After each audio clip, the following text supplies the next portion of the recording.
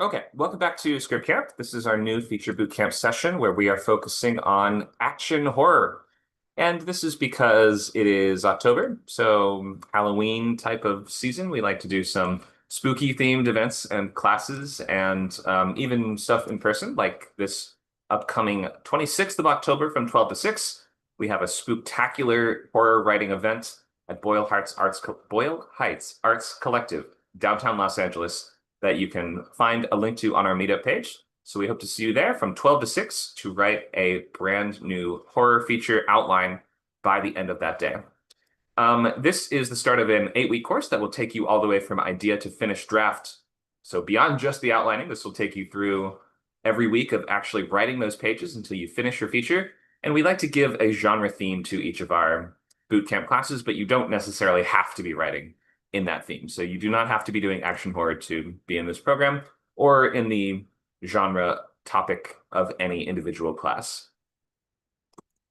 So the current programs that we are doing are post-apocalypse dystopian and TV. That's running Fridays from 6 to 8 Pacific time.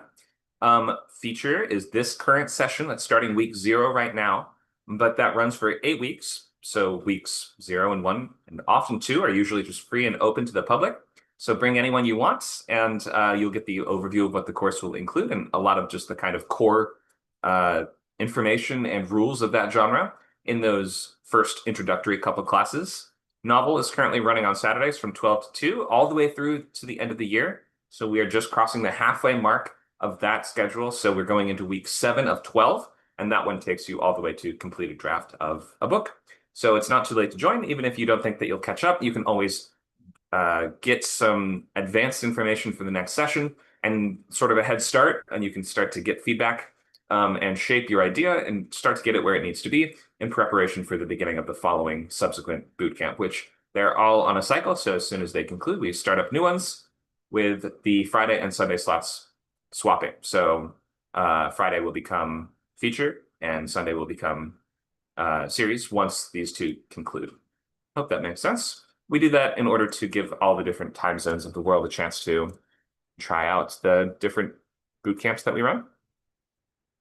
Okay, so overview for today, starting with some favorite entries in this subgenre or genre hybrid. Talking about really combining genre promises today. So we'll look at what are those promises and how can we make sure that they're not counteracting each other or working against each other, but in fact amplifying and working together. Badass and Afraid is all about protagonists and choosing a character that is competent and yet pushed to the edge of that competence against an overwhelming and terrifying foe. Power Dynamic Shifts is looking at vulnerability versus strength and when that moment actually occurs, that the characters transition from one to the other, which is a core aspect of this genre too. If It Bleeds, We Can, etc. is all about monsters, weaknesses, and how your characters identify and capitalize on those weaknesses. Am I the Monster is about characters themselves who might be part or entirely monster, maybe even fighting to maintain a part of their fragile, shattered humanity. And then we are looking at gadgets and gear. So every self-respecting monster hunter needs to have a bunch of gizmos and doodads and weapons that they can use against the various creatures of the night. So we have an exercise tied to that too, and also an exercise tied towards redesigning classic monsters to subvert assumptions and expectations and to make them feel fresh and new yet again. Okay, thanks for joining, everybody. We hope that you stick around for the full 2 hours and that you also sign up for these upcoming sessions. So just either the feature action horror course, post-apocalyptic dystopian TV, or novels, which does not have a genre focus at the moment. You can type bootcamp, !bootcamp into any chat channel on ScriptCamp. You can get links to sign your name and add your email to get instant access to those chat channels in the Discord bootcamper role. It will make you officially a bootcamper and indicate that you're planning to write a full script in the bootcamp period. So we would love to give everyone to sign up, check out those links, and you can just type your name and join right away. Yeah, be sure to sign up so we know we have enough people to start the boot camp. So if you're interested, join. And yeah, Yeah, thank you for that. looking Welcome, forward to Malcolm. it. He just hops in. He's ready to go with the marketing right away. It's quick. Yeah. Did someone say boot camp? You got him. Okay, well done. All right, so let's get into action horror. I love this genre. This is one of the things that made me fall in love with movies, is watch it like somehow against all instructions and rules. I caught part of Army of Darkness on TV at a hotel room when I was a kid. And I just remember, and also just the parts of horror movies where the characters turn the tide and take control were always my favorites. Like in Nightmare on Elm Street, when we start setting up traps for Freddy Krueger in the real world, sledgehammers that are going to swing down from the door frame and like tripwires and bombs and stuff for the guy that we're going to drag out of our dreams. That was so cool to me. It's such a great reversal of that dynamic that you expect of the monsters in control and overwhelmingly powerful. This genre sort of supposes, well, what if we could shoot the monster and win? Maybe. We don't always win, but we can win. And sometimes your protagonist not only wins, but they become a total badass by the end of the story, who is then going to go on to fight many more monsters in the future. Either they're starting the story as competent or they are becoming competent by the end of that story. That's one of the core promises of action. And one of the things that is sort of subverting a lot of the traditional expectations of horror, which is that the characters are primarily vulnerable. Some of my favorites and maybe just highlights that I want to bring up here to begin with. I think 2003 to 2010 was like a heyday for this kind of movie. In the post-Matrix kind of world of things like Underworld, Blade 2, Constantine, Van Helsing, I think we saw a ton of these right around that time that took full advantage of not only the imagery and some of the rules of horror, but also action stars like Keanu Reeves and Vin Diesel, who are now, mounting a more competent defense against these monsters than just running away from them. We are sort of finding a way to turn the tide on these monsters or even actively hunting them down such that the monsters are the ones afraid of the character. That's always the fun of the exorcist kind of archetype, which is that the demons are afraid of them.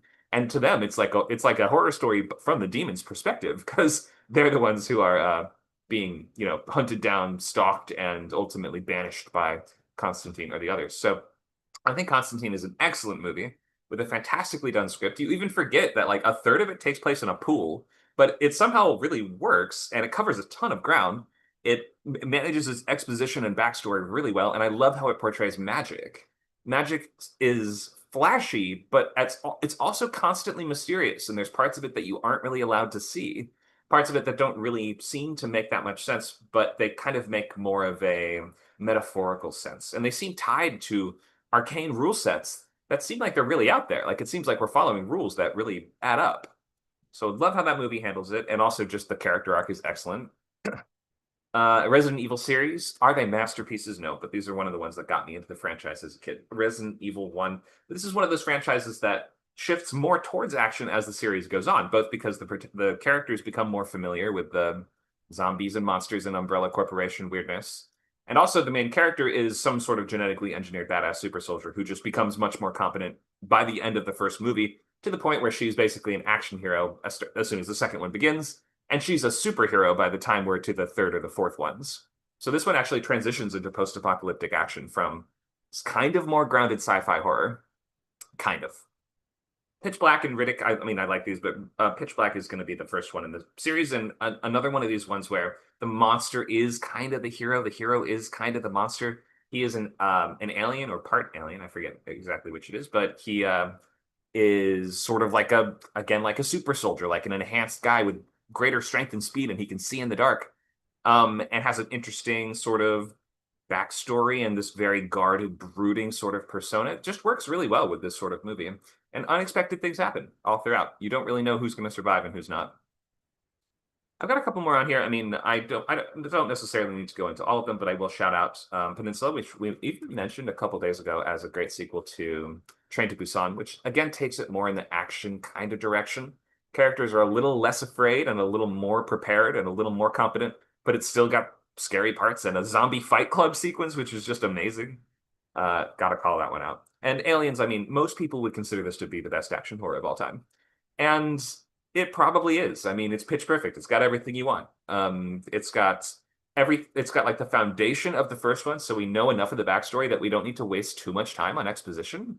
We've got a big cast of characters with a lot of like great, interesting, vibrant personality types. We've got an excellent protagonist who is kind of like evolved from the first one and is a bit jaded and is a bit more experienced from that, but is not so powerful as to be a superhero. She still feels vulnerable, even though she is highly competent.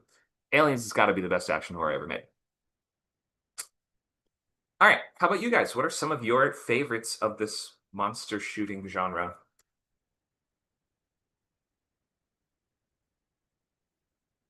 Blade.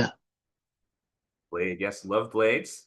Even the bad ones like Blade Trinity, which is kind of just unbearable in certain parts, but Blade 1 and 2 are so good. Especially 2. I think I wore out the VHS when I was a kid.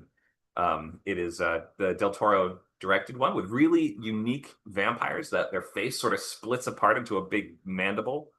That was just so cool to me as a kid. I have two. One is a series, one is a movie, and it's also Del Toro's. Is it The Strain? No, it's Hellboy. Oh, Hellboy. Yeah, that's a movie franchise based on the comic book. I think I have a slide featuring Hellboy. I love Hellboy. That was my favorite comic. And when they made a movie of it in sixth grade, it was like Christmas Day for me. The other one is Evil, but just because of Sister Andrea. I haven't seen Evil, but that is sort of like a mystery detective kind of show, right? Does that have an action kind of element too? There's a nun that's like an exorcist nun that like gives zero shits about the devil and the demons that she has to fight with. So literally, she even like boops one of them. Like she gives zero fucks. I really love that character. Right on. Yeah, having a badass character that's not really afraid of the monsters is a classic staple of action horror writing. Though you don't need to, your character can still be afraid. And sometimes you have one sort of badass character on the team that isn't afraid, but there's other characters on the team that are. So there's a lot of different ways you can play that. Anyone else? Predator. Predator. Yeah, that was my intro slide kind of thing here. Yeah, there's a lot of stuff in Predator franchise, including an animated movie which just came out on Hulu. And these are mostly a little bit more oriented towards action, but there are scare sequences in them. And mostly they follow really sort of competent warrior type of characters because that's just part of the MO of the villain. They're seeking out competent sort of prey to track down such that it'll be a better fight or a more even fight. So it's kind of cool how that series has the villains are sort of imposing rules on themselves, but it makes sense because they come from this kind of warrior culture.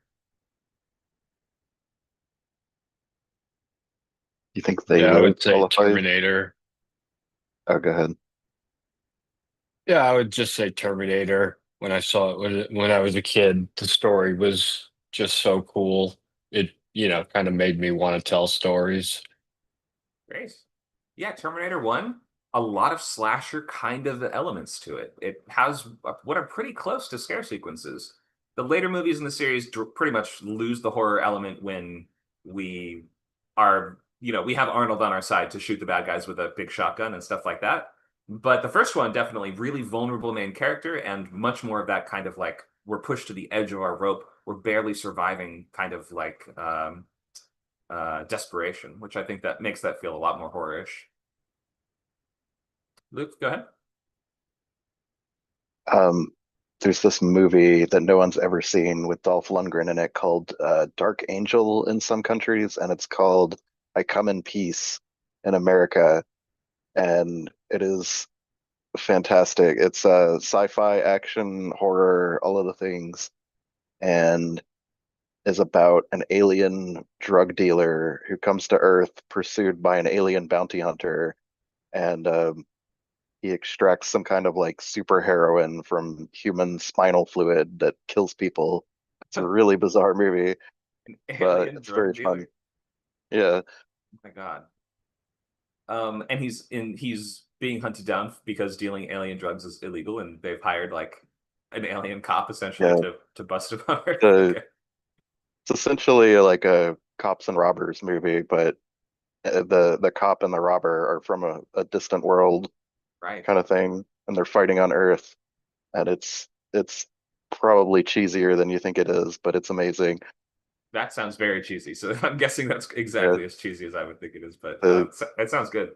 What was it called again? The alien drug dealer has launches like a CD out of his wrist that flies around the room and slices people's necks. And I think Predator actually stole that. Wow. Was Dolph Lundgren going to be the Predator? No, Van Damme was going to be the Predator, the alien himself. I think he shot some footage for it, but they ended up swapping him out. Wow, this looks like a Stone Cold classic. I gotta find this. Thanks for that recommendation. Yeah. Oh, and I Come in Peace is supposed to, I guess, be like an ironic, Oh like yeah. facetiously saying he actually doesn't come in peace. He's a mean alien. I mean, it starts like a slasher movie. It's like, oh my God, who's killing all these people? Like, what's going on? Uh, so yeah, I think it qualifies as action horror. Sounds like it. Thank you for sharing that. Let's, oh, anybody else want to shout one out?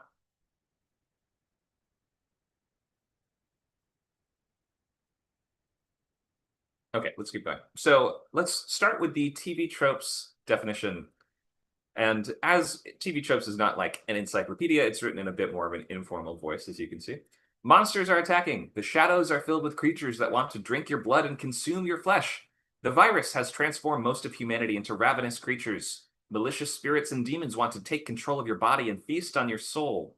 What do you do in a situation like this? Run for your life? Cower in fear and pray they don't find you? Hell no, you run to the gun rack and you fight back with everything you've got. These are stories that revolve around the struggle against monsters that would be absolutely terrifying in a straightforward horror story.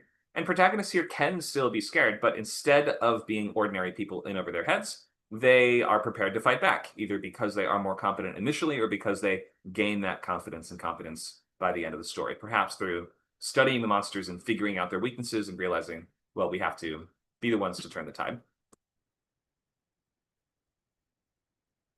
Plot-wise, I think these are going to. I mean, I know there's more than just this. This to me is kind of like a spectrum, where on the adventure side, that's more about your characters that are going to or through a dangerous place in order to accomplish an objective, or sometimes the objective is just to defeat or kill the monsters. And then usually that's going to be the power dynamic shift where they begin as competent, but then that competence is challenged and they become vulnerable by the end, as opposed to the survival horror kind of approach here, where it's usually the other way around. The dynamic shift will be such that your characters start as vulnerable, but then have to gain competence by the end and find a way to fight back, even if it's not enough and it all ends in tragedy like Dawn of the Dead. There's often at least one survivor of these types of stories. Usually they're not entirely hopeless. Even if we fail at defeating the monster, it's usually kind of like, well, we made such a glorious stand that we have inspired others in our attempt, or we, even if we fail, then we've planted the seeds of the creature's destruction or something. But ultimately, this is a bit more hopeful than other forms of horror. This sort of says the monster can eventually be overcome. There's not much action horror where the protagonists lose definitively. If there are any, let us know in the chat, but they don't jump to mind right away. Usually the heroes win, often at cost, sometimes great cost, but they still do essentially win.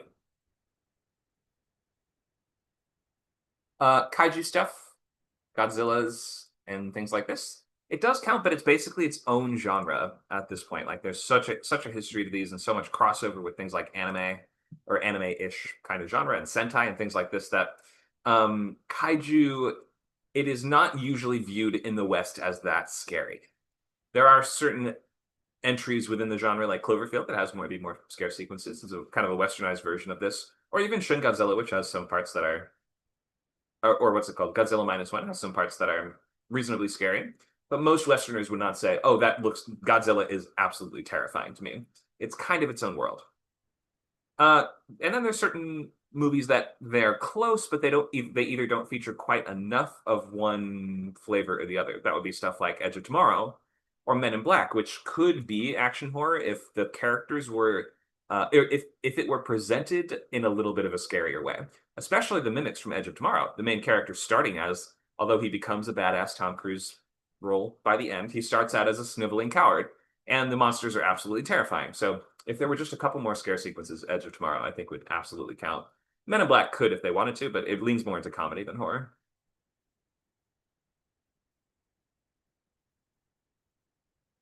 All right, let's look at genre promises. There might be some contradictions here. There may actually also be some that answer or amplify the other promises.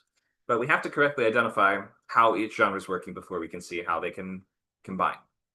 Let's start with horror genre promises. So, what do we expect going into a movie like this? What are we guaranteed to see? What would the audience be upset if it was not in the movie? What would the audience be upset about? I guess I meant to say if it's not in the movie. It's not universal, but in most horror movies, somebody dies. So death. Yeah, death or extreme risk of death, I would say. What else?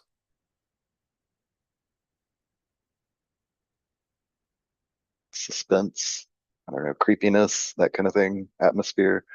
Okay.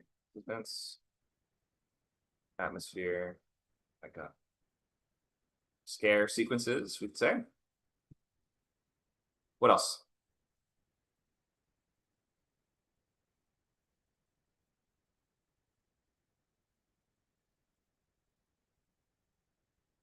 The final girl trope. I mean, it's not universal again, but Okay, so certain tropes such as Final Girl. What are some other tropes? uh, an ancient evil. Okay.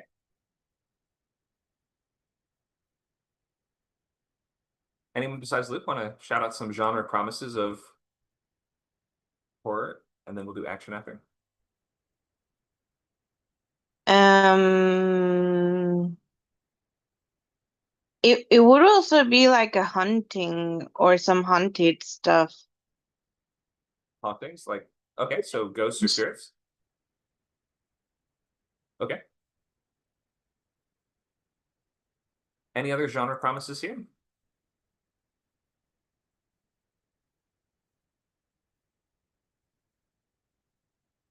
I mean, the genre purports to be scary.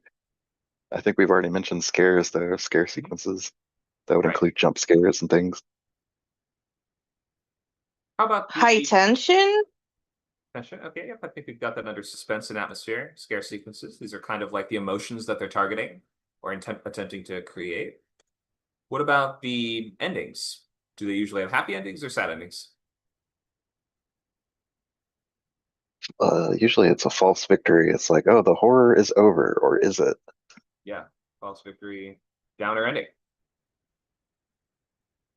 Yeah, it can be or really like maybe it went well, like the family is okay, but it could return for someone else.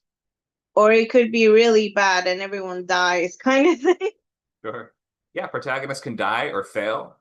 Plenty of horror movies end with everyone dies. Dawn of the Dead ends with the characters get on a boat and seems like they escaped. Oh wait, nope, they all die. The end. How about teenagers partying, or the creepy character that warns you not to go to the place, but you go anyway? So I'll put that under tropes. So like young adult cast, omens slash prophecy.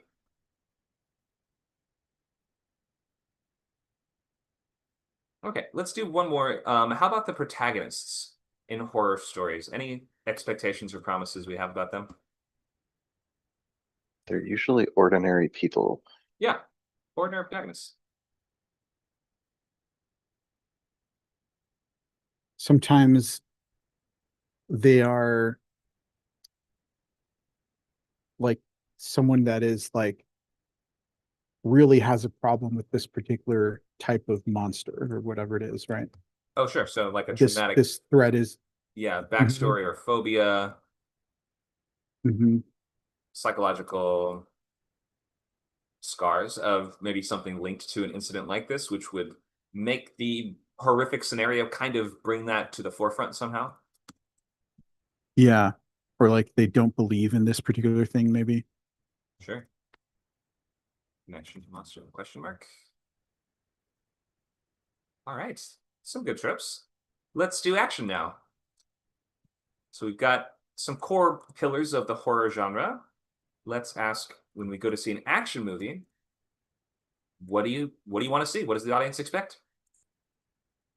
Protagonist is a badass. Protagonist competent slash badass. And I would say A lot that's of probably shooting in guns. okay, shooting guns or fighting. What else? Um, like like if it's so for example, like as opposed to just the action scene in a normal, in a non-action movie, but if this is an action movie, we're looking for like a really awesome scene, or fights where the fight kind of tells a little story or something. Yeah, action set pieces. Stunts. Character through action.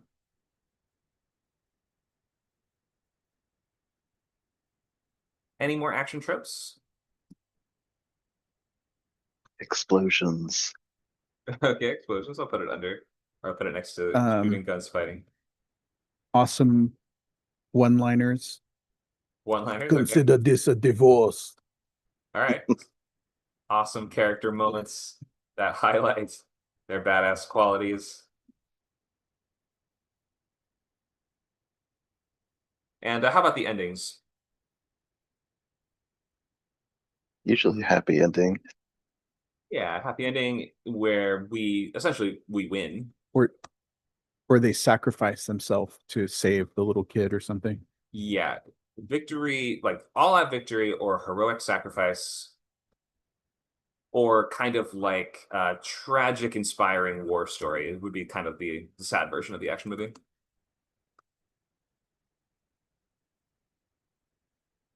But often the heroes do win. There's not that many action movies where the heroes lose. All right, so let's compare and contrast.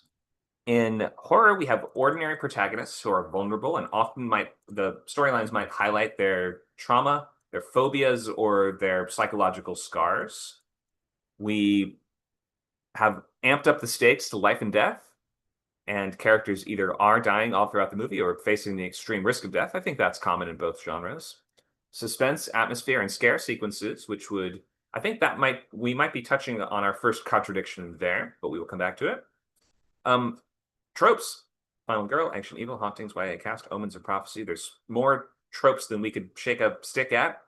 False victory, downer endings, protagonist often dies or fails. That might be our second big contradiction, which seems to be the opposite of the action promise, right? Because on the action side, we have badass and competent protagonists, shooting guns and fighting, explosions, action set pieces, stunts, one-liners, and victorious, triumphant, satisfying endings. All right. So, which of these would seem to contradict? Which ones could work together? What do you guys think? How would we The approach this? protagonists contradict, but they could work together in that you could have somebody with a grudge against the monster who's a badass. Oh, sure. Kind of the what's his name? Clint from Jaws, who they have is that his name? The captain who has had faced all the sharks before. Mhm.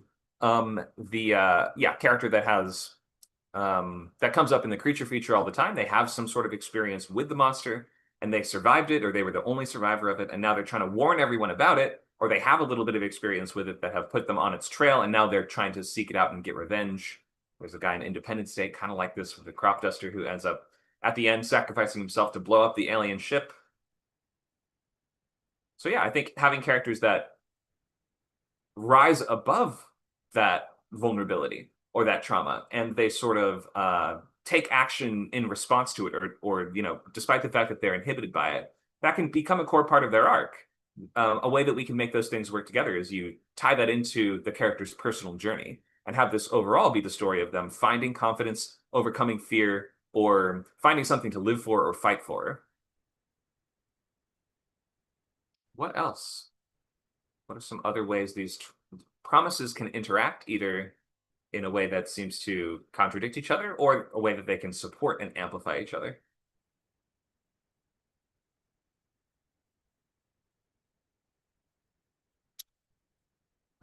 I guess you kind of need to think about your ending early and it makes a big difference kind of which, like, you might lean more into horror or more into action, I guess. Like, is this more like an action movie with just some horror elements, or is it like, you know, I guess it sort of feels like you kind of need to like pick a lane or just decide like what you're leaning into more, I guess.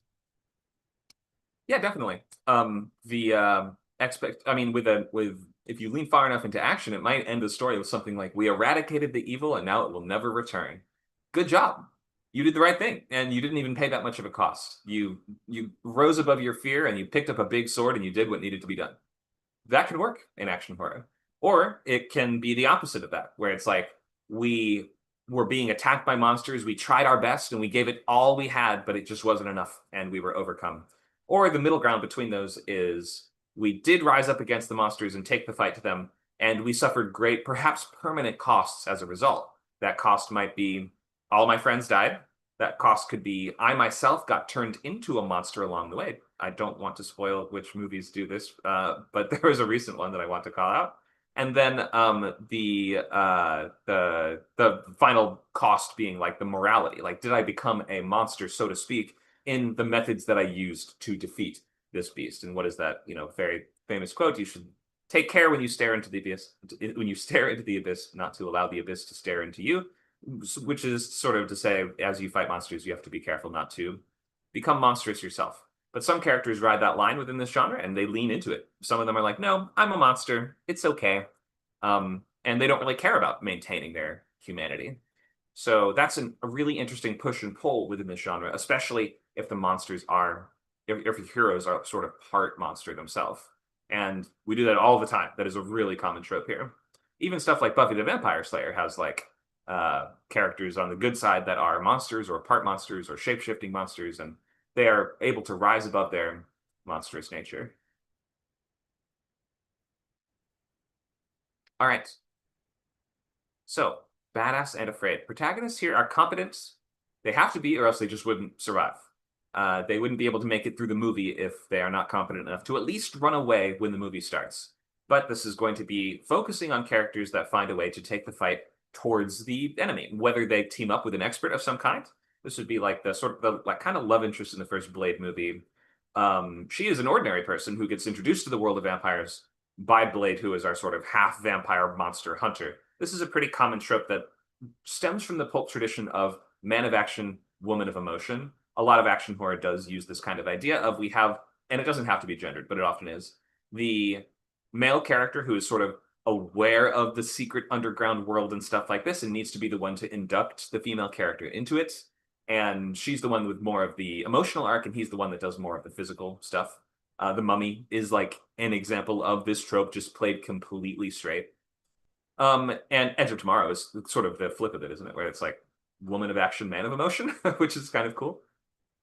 But anyway, you can see how within an action-focused storyline, giving the physical importance to one character and the emotional importance to another makes a lot of sense. Terminator 2 is kind of like this too, right? John Connor is the woman of emotion, I suppose, in that one. Whereas, does the T-1000 have an arc? He has a small one. Yeah, he kind of understands what love is, I suppose, a little bit more by the end, and he understands that sometimes killing people is wrong by the end. He's got a small but meaningful arc.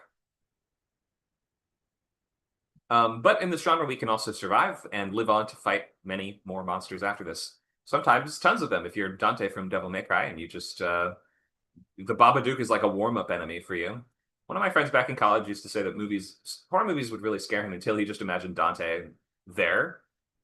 He'd watch the Babadook and be terrified. Then he'd be like, wait, but what would Dante do? Dante would be like, what's up, babe? How about a nice slice of pizza? And he'd do a flip off a wall and shoot a rocket launcher at her. And then he's not afraid at all. He's like, I'll just be like Dante.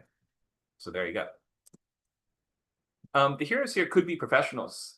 Like Dante is semi-professional. I guess he does run a monster hunting business, but he kind of acts like a Ninja Turtle most of the time and just wants to eat pizza and play video games. So I don't know exactly if we consider him professional or not.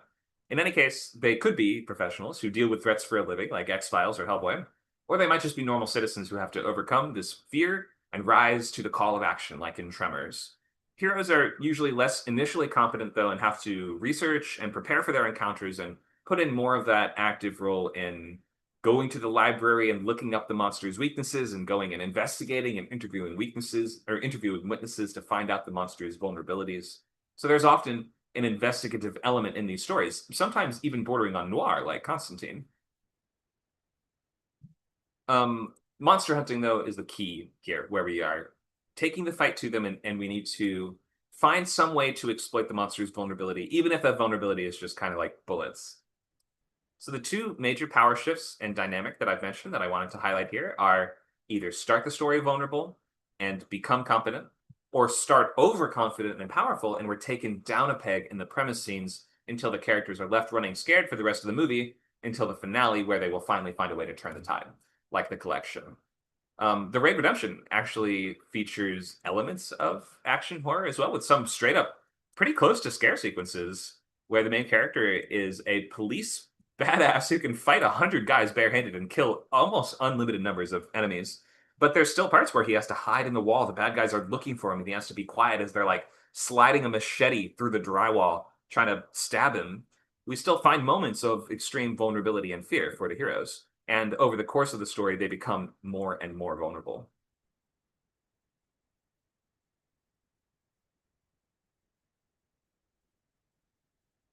Any questions on power dynamic shifts?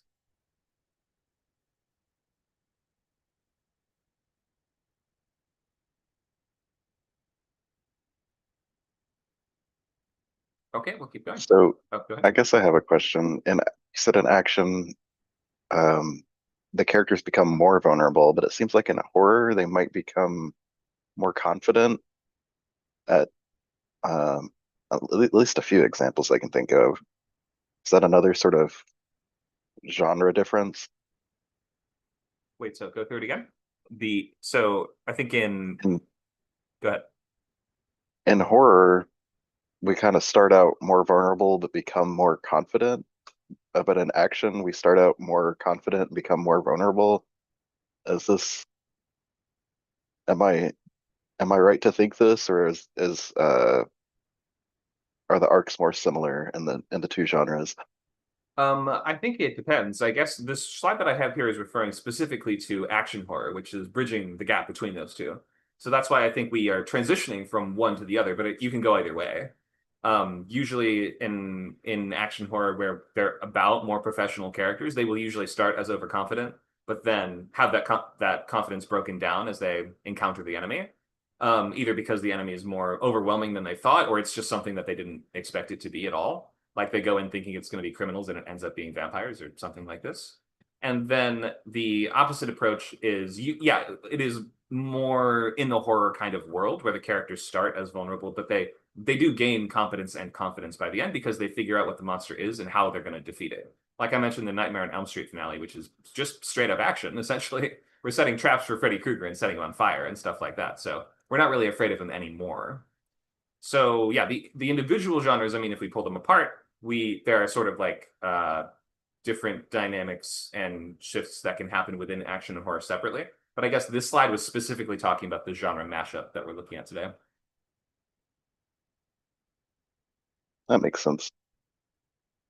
Awesome, thank you for that question.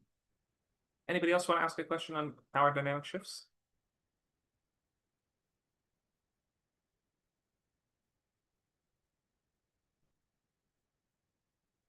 Okay. So the core here is we can fight and kill the monsters. That doesn't mean we always win or we do a very good job. Sometimes the characters are terrible at it. Stuff like the Bubba Hoteps of the world are sort of more comedic, but they feature characters that think they can fight the monster, but they can't really. The protagonist should, although they should make a good attempt at it, and usually are going to encounter the monster face to face. So we are going to be squaring off against it in some kind of combat. Many monsters have special weaknesses, though, that we have to find out, if your character knows some of them, the challenge becomes more like figuring out which ones of them are true, and which ones of them are real, and which ones aren't. So kind of figuring out where reality diverges from the legend. How many monsters have a special weakness that you can name? What do you guys think? Can you name some monsters and their weaknesses? Sure. Werewolf, Silver Bullet. Yep, werewolf, silver bullet. Thank you. Let's hear some more.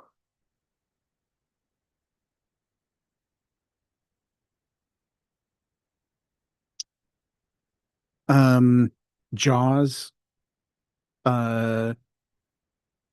He's will eat anything if you put it in his mouth, even if it's a bomb. Oh, that's a good point. Yeah, I didn't really think of that as using his weakness against it, but it sort of is. It's a if Mhm. his big thing is he's always chomping, we'll just make him chomp something hazardous, and then we win. Mhm. Mhm. Um, ghouls. I think it was salt. Yeah, salt is effective against lots of different types of monsters, and that kind of crosses between world folklores as well. So a line of salt will keep out various types of spirits, ghosts, sometimes zombies, haunts, or paints or things like that. What else? Deadites. They're weak against axes. Yeah, Deadites are weird because I don't exactly know if they have like a super consistent weakness.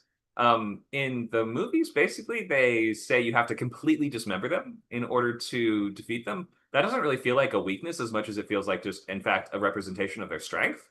Like that's sort of saying the only way to destroy them is to completely separate all their limbs from each other or burn them entirely, I think. But even those things don't always work. So Deadites are one of the more inconsistent sort of horror monsters.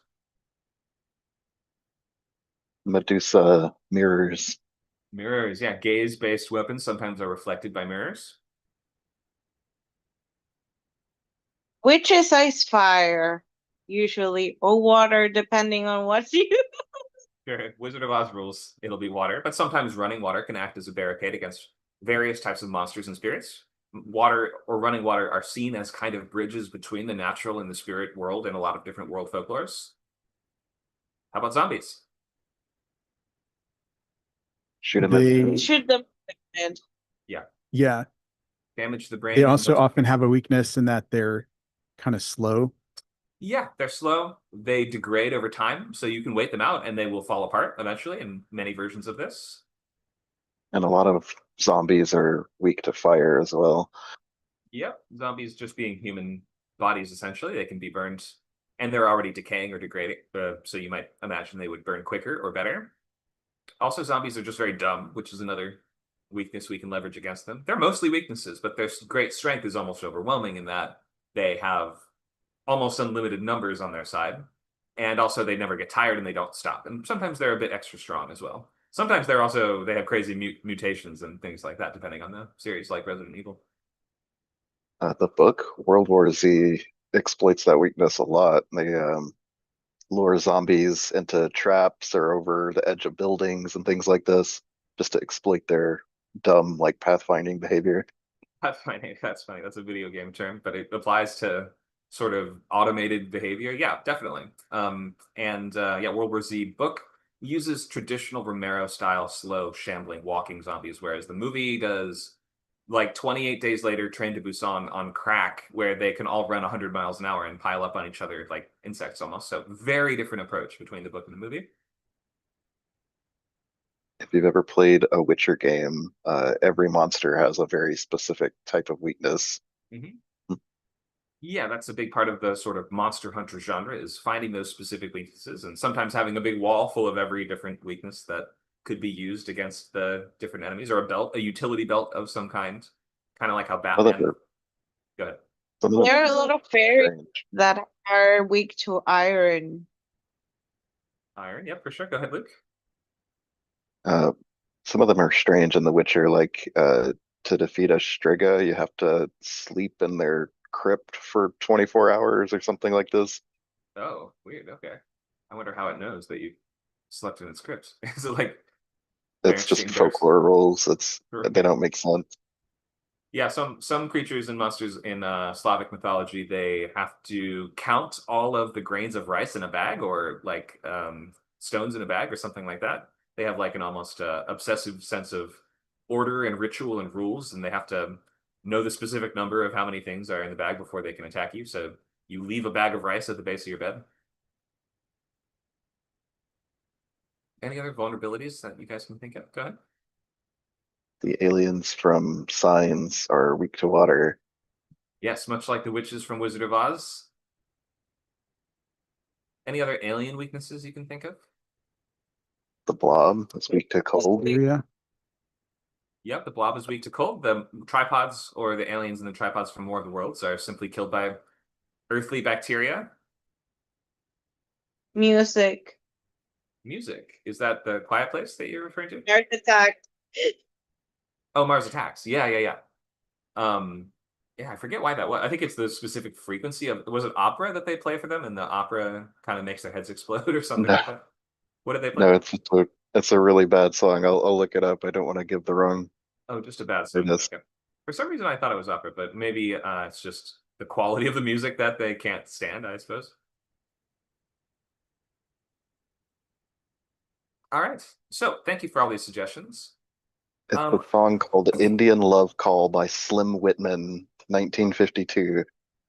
Okay. And they just, their biology just can't stand that one song, I guess.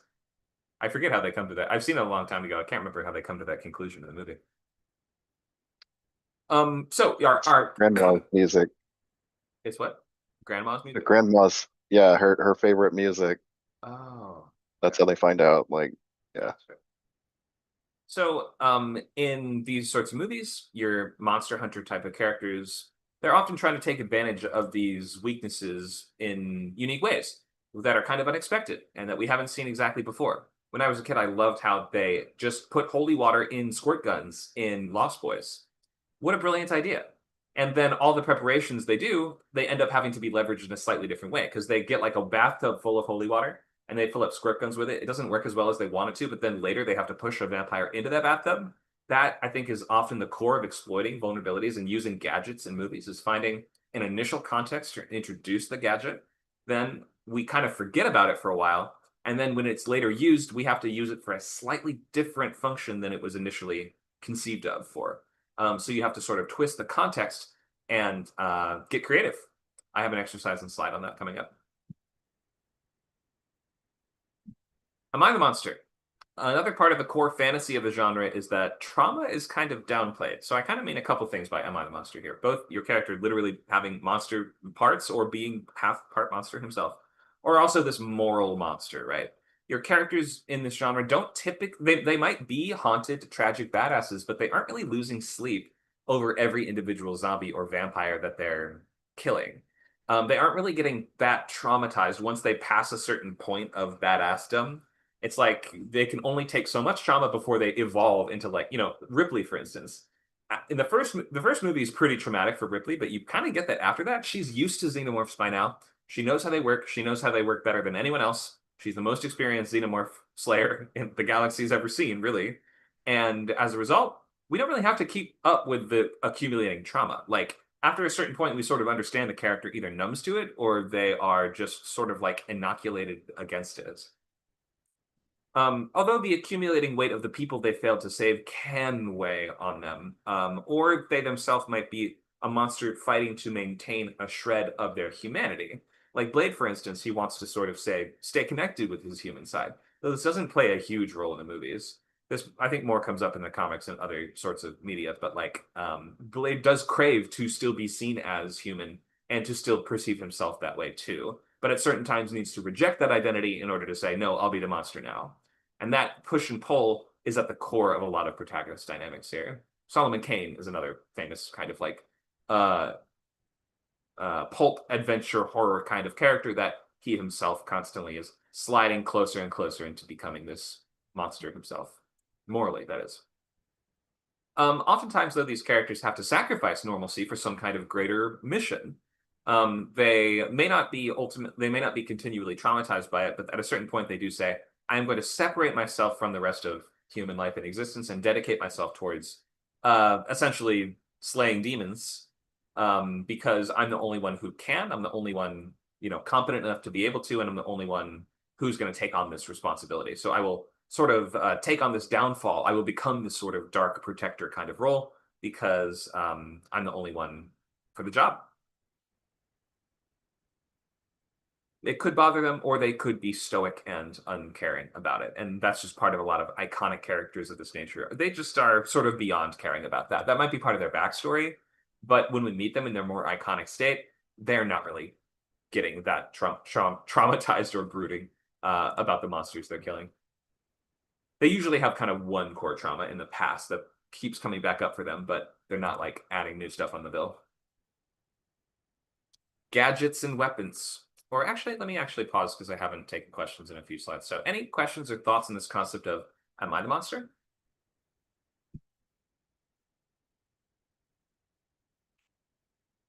You're not talking about a like man was the real monster the whole time. You're talking about like an individual character. Yeah. I guess I don't mean thematically. I guess I'm referring to the individual characters here. Though that might end up being the dramatic argument of some action horror, especially stuff with zombies. And most zombie stuff is going to very much fit in the genre.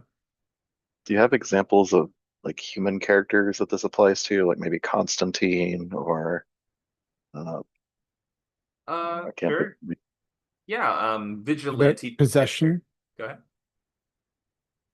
I was gonna say, how Possession. about possession? Is that the you mean as a Am I trope, the or is that the name of a movie or a show? Or go ahead. No, I mean like possession as being like, am I the monster? Because oh, I guess it's more like,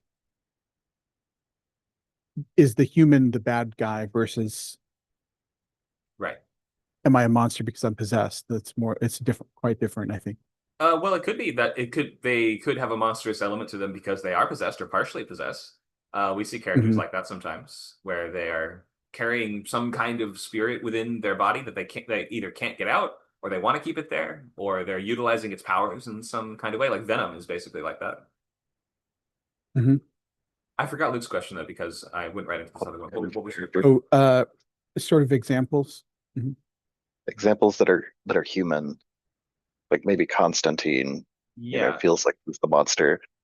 Yeah, at times he might the Punisher and vigilante characters like that that are doing monstrous things like they're or we have certain characters that are like essentially serial killers but are just leveraging it for good. Like Dexter sort of characters like that. They do have concerns now and again. Oh, I'm not a person at all anymore. I've gone too far this time, that sort of thing. Venom, I think, are characters with symbiotes or parasites or things like that. There's an anime called Parasite, which has a character that his hand gets possessed by an alien, basically, which is kind of cool. But I guess you're referring to characters that are purely 100% human, that are struggling with their humanity as they do worse and worse stuff. Um, I guess those count though. Go Like ahead. I can think of a few characters that have like a curse or something that they use to fight monsters. Yeah, Um, I would say like Jekyll and Hyde type of characters that have like a monster, or the Hulk is even kind of like this, I guess, where like he has a yeah, monster form that he swaps back and forth between, but then his human form is purely human. He's not like a hybrid in between them. Um, I'm trying to think of more examples of just pure human characters. Something about that seems to be an arc that we see more in the crime genre of characters doing worse and worse moral stuff to the point where they no longer recognize themselves or they no longer see themselves as a hero anymore. Um, in I know there's just got to be one really clear good example of this that I'm just not thinking of at the moment. So I'm going to open it to the rest of the room if anybody thinks they have an idea, and I'll come back to that when one of them jumps out at me. Some suggestions in the chat there to take a look at as well. Thank you for that, guys. I will return to that question soon. So, gadgets and special weapons. Shall we dive into these? I've talked about how there's sort of a structure to the way that gadgets work in a movie. And this is kind of drawn from like the James Bond tradition. Can somebody name a Bond gadget? a watch that shoots lasers. The laser watch. Okay, thank you. If you played GoldenEye as a kid, you're very familiar with this one. The gadget there's a whole set of tropes for how gadgets work in movies. To begin with, we have this tropey character in a tropey sequence called the gadget guy scene. Do you guys know what I'm talking about here? Oh yeah, How's it go? Blade has this. It's a Whistler, you know, talking through how all the little toys that he's going to use later actually work. Yep. Um, there's an anime called Hellsing that has this. There's like a weapons guy, and he's just his sole role is to describe the weapons they're going to use, the bullets, the ammunition, this kind of thing. And to be like, it's not a toy, 007. Stop pointing it around like that. And you gotta have that. And you gotta have like the character starts messing around with this stuff, and they're like, don't touch that. That's dangerous. Like all that's kind of built into this genre. We've got one in Van Helsing. We've got one in Constantine. We've got one in what was the one that RIPD I think has a sequence like this. Men in Black has a gadget guy or like weapon guy kind of sequence as well. Although we talked about how that's not quite horror, almost. So we have the introduction of the stuff. And we see also in that sequence what it is intended to be used for. Oh, by the way, what's his name? Q, obviously, is the name of the classic gadget guy, Q. So we see the original context and what it's supposed to be for. Then your character doesn't know what they're going to use it for. Oh, Mission Impossible always has these two, by the way. We don't know what they're going to use it for yet, but we have to sort of pocket it, add it to the belt. Oh, that's quite a nice model there, Q. Thank you. I shall be using this shortly, but we don't know how. Then your character later down the line gets into a sticky situation, meaning we get overwhelmed, or we hit a snag, or we get cornered, or we get ambushed, or something like this, and then we are forced to use the gadget in a slightly different way than you assumed it would be used, or slightly different context, or somebody else uses it, or we use it like we operate it differently, or it has a different effect than we thought it immediately would have. And that would be, for instance, if Q is like, yeah, you can use this magnet watch to, for instance, pick up a key from the wall across from your cell if you're trapped in a cell. And then later in the movie, if James Bond's in a cell, he's like, magnet watch key, thank you. Beep. It just doesn't feel fun, doesn't feel satisfying, doesn't feel unexpected. It feels like, oh, that's the exact thing that you said you would use it for, and you used it for that exact thing. But the like forgetting part of it, or like the forgetting part is kind of important here. A little time has to pass before we use the gadget where the character does not use the gadget or consider using the gadget.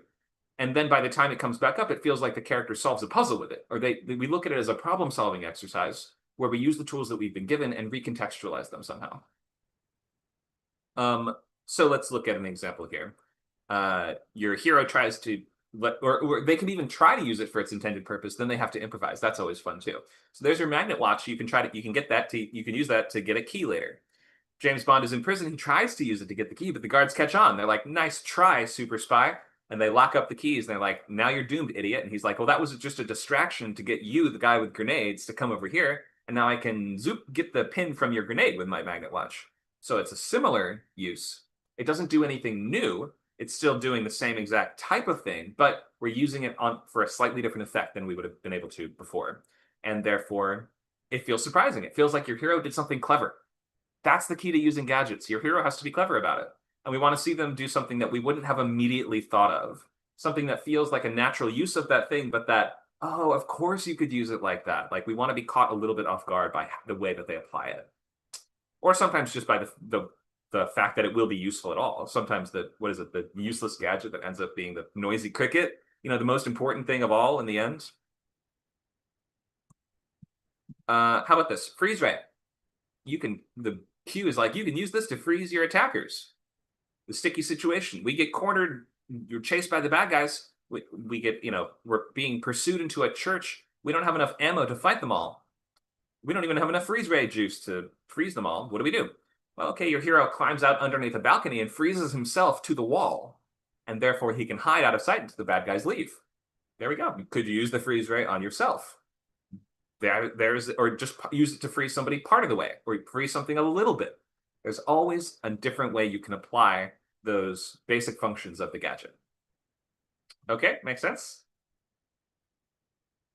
Makes sense. Let's go into gadget exercise. Someone leave a volunteer for this one. You can I have a sample sticky situation, or you can come up with your own. My situation is hero has been cornered by vampires in the dockyard. Okay. So I have 3 sample gadgets you can choose from. Maybe we'll start by, you'll pick the standard setup and then think of how could that be used in a new way to get the hero out of that sticky situation. Can we get a volunteer?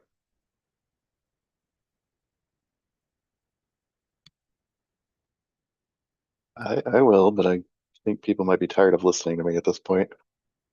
If you're tired of listening to Luke, raise your hands. Oh, guess we're not. All right, so it's all you. Okay, do you want to pick one of these 3 from the list? Sure. Let's go hard mode. What's hard mode? I think shrinking potion. Okay. So let's think of the initial context. If your badass monster hunter hero was given a shrinking potion, what would Q even tell him this is for?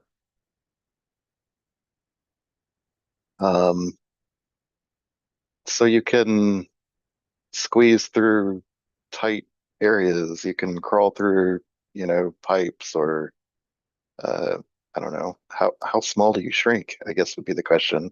Up to you. Let's say Can, Stuart Little size.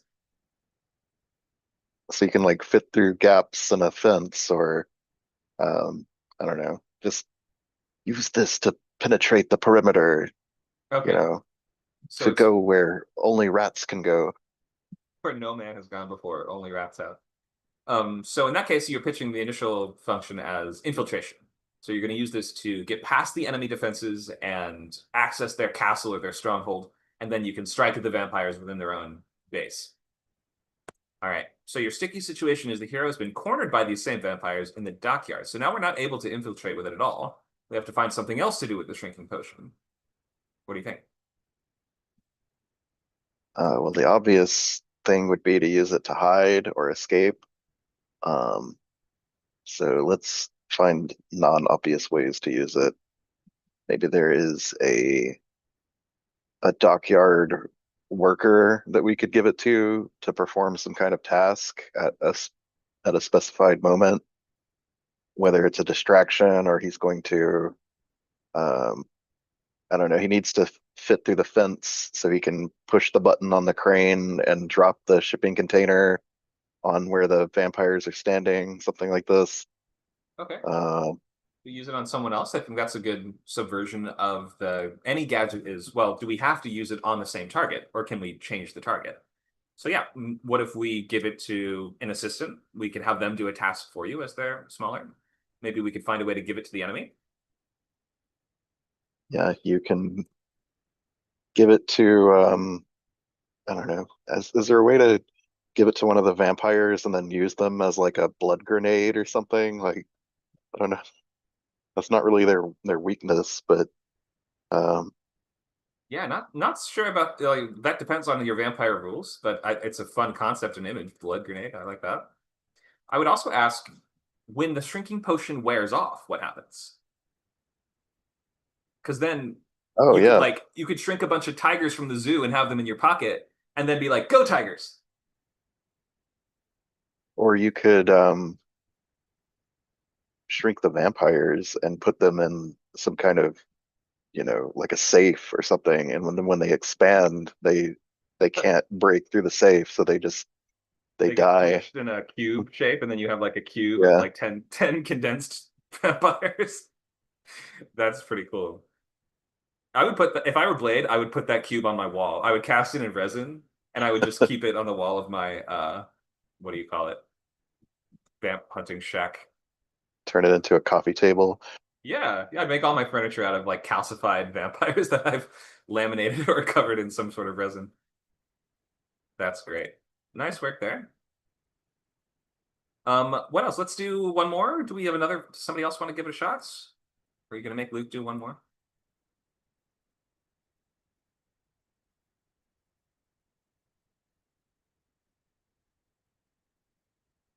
Oh, Maybe I could. that's really funny. The garlic thing. Put garlic with the Yeah, garlic vampire. vampire. Yeah, good idea. Let's pick another gadget, Vicky. Do you want to pick the from on this list, or do you want to come up with your own? Oh, sorry, I gotta make sure. Hmm. We have laser keychain, or we have grappling hook and the umbrella. Grappling hook. Okay. And we will need a sticky situation for your character as well. Luke, why don't you give Vicky a sticky situation? Um, you're trapped in a porta potty with monsters all around you. Okay. And let's pick a different monster this time. Shall we go with sharks? Or maybe alligators? Or I was I was gonna pick something cliche like zombies, but alligators or sharks sounds more fun. Let's go with mutant alligators.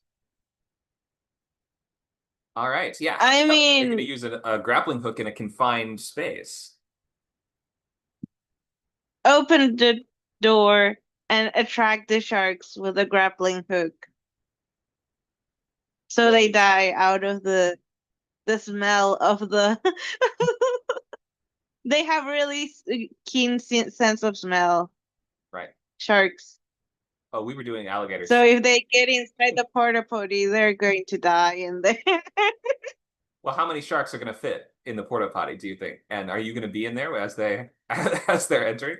I think 4 sharks before they die out of compression. Or roughly 4 sharks per porta potty. That seems like a good ratio. So, am I understanding that you're using the grappling hook to sort of yank them in?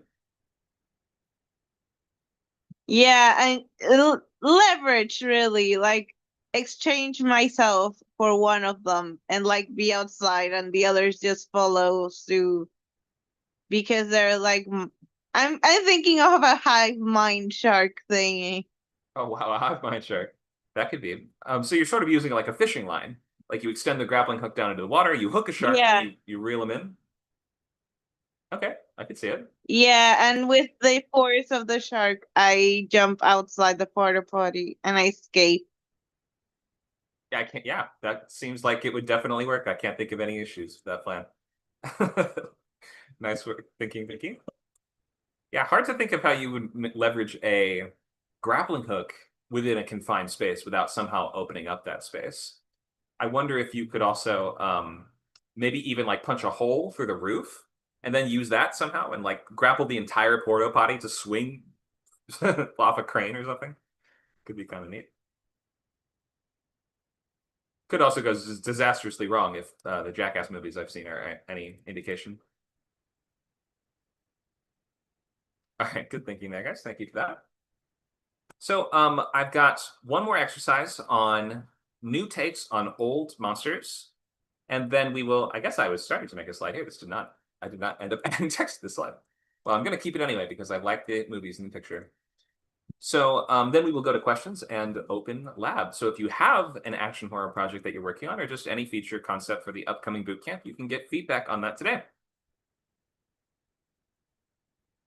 Okay, let's start with new takes on old monsters. So we talked a lot about these different weaknesses that might be leveraged by your characters and the different strategies that they might have to employ using their own equipment in order to defeat these creatures. But let's talk about designing the monsters themselves. I have 3 kind of classic monsters here. Let's think of what are the hallmarks of their rules and abilities, and then how can we maybe flip some of those to the opposite? How can we start to think, is it a werewolf that only comes out during the daytime, for instance? So things like this. How does that change the basic assumptions?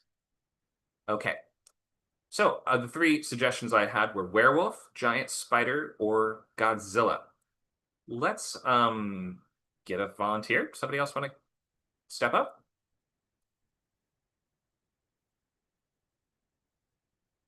Lou, do you want to give it a try?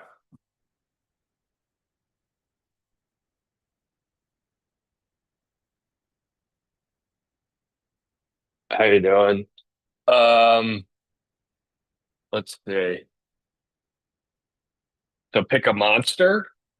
Yep. All right, Godzilla, definitely. Okay. So what are Godzilla's abilities? Oh, just classic. Yep. He can shoot lasers with his mouth, right? Something like that. Radioactive breath. What else?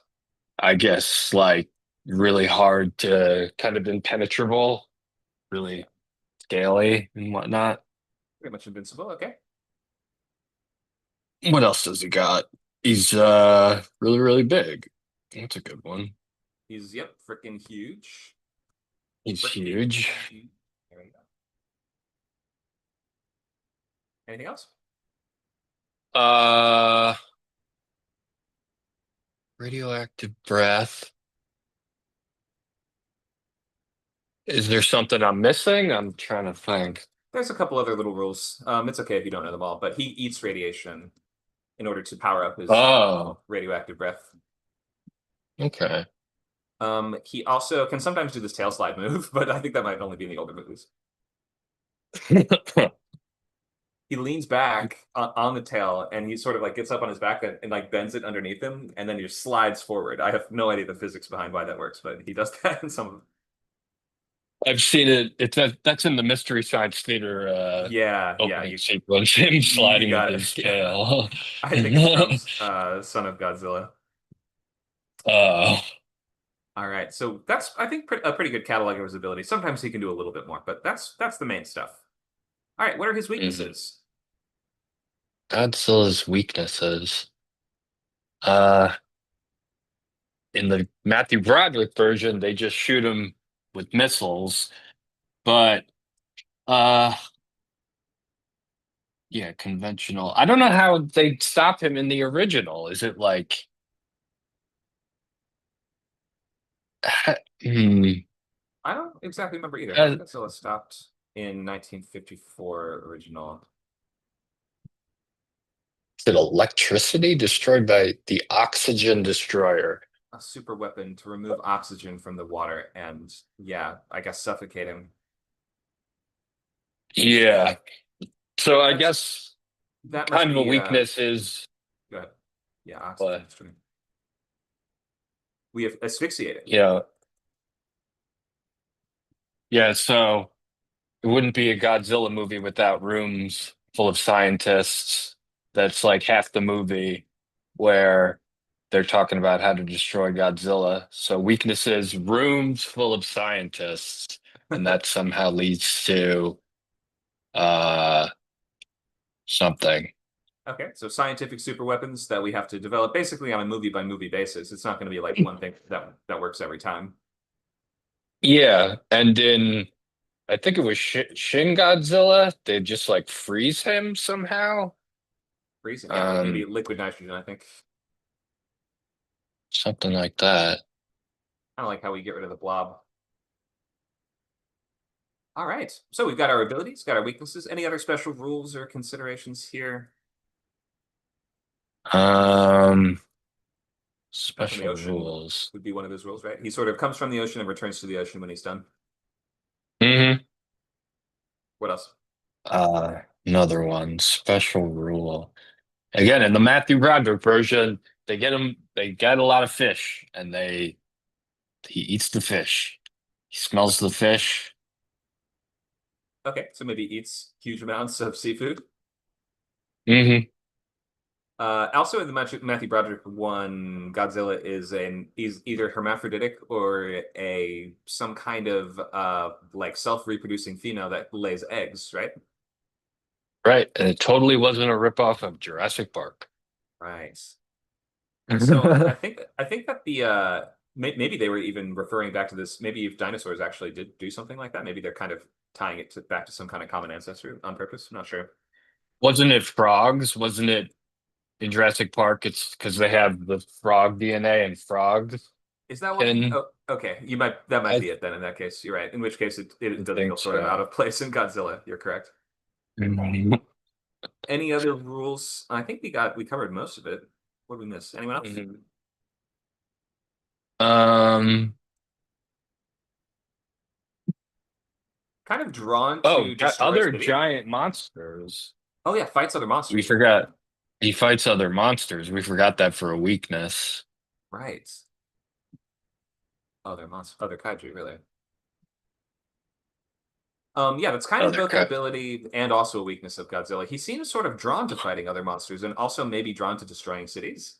Perhaps because they Mhm. are making noise or like causing pollution that bothers him, or maybe there's another reason why. I'm not exactly sure if we know exactly why he decides to destroy Tokyo so many times.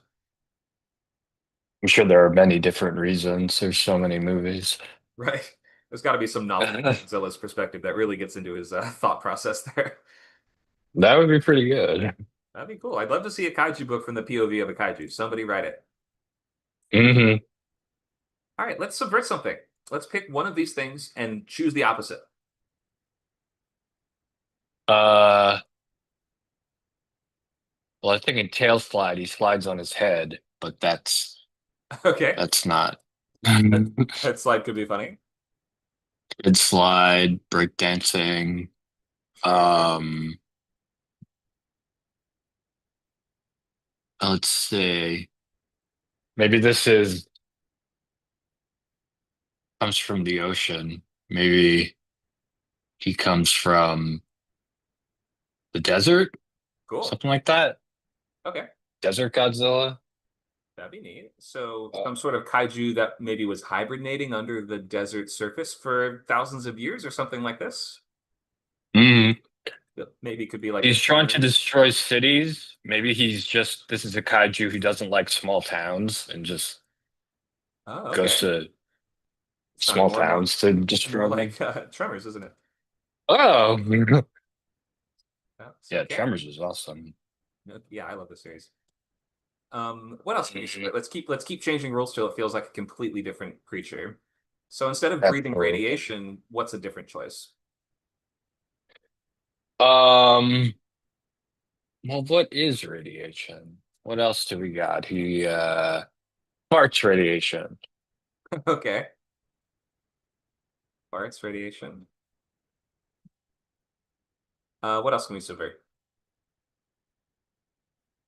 Uh, I would say maybe he's not huge. Maybe he's Tiny. small or Tiny.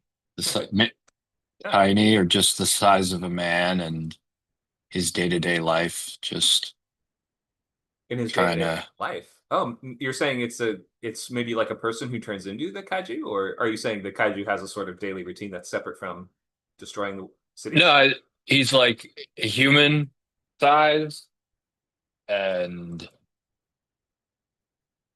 he well, I guess he can still use radiation, but um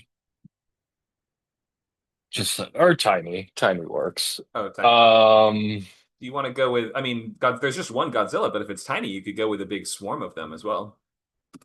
that'd be cool.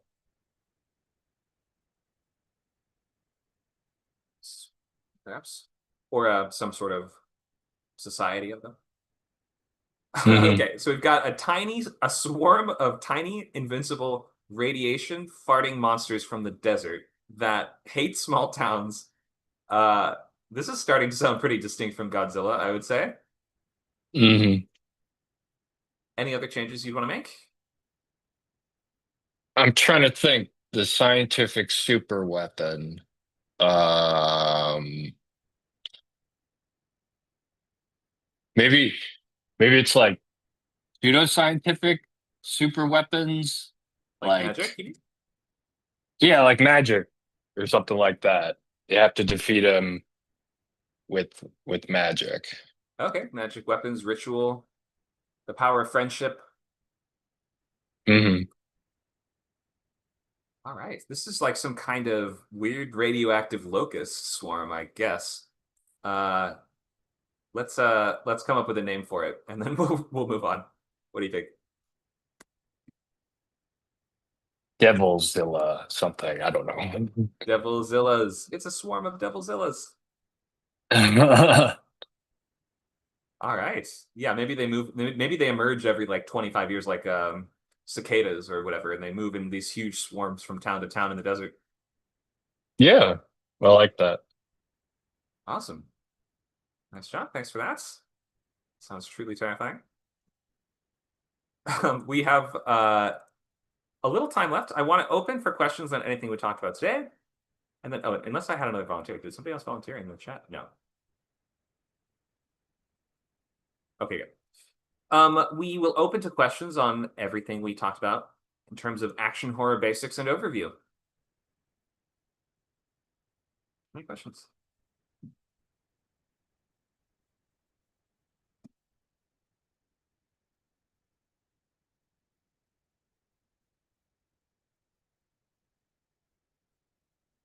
Well, I have questions, but not necessarily about action horror. Okay.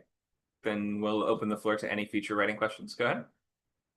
All right, so just want to ask about premise scenes, because it kind of seems like the biggest part of the screenplay, what's the best way to do premise scenes? Like, um, is it like a roller coaster ride? Like each scene should be an up and a down, kind of like that.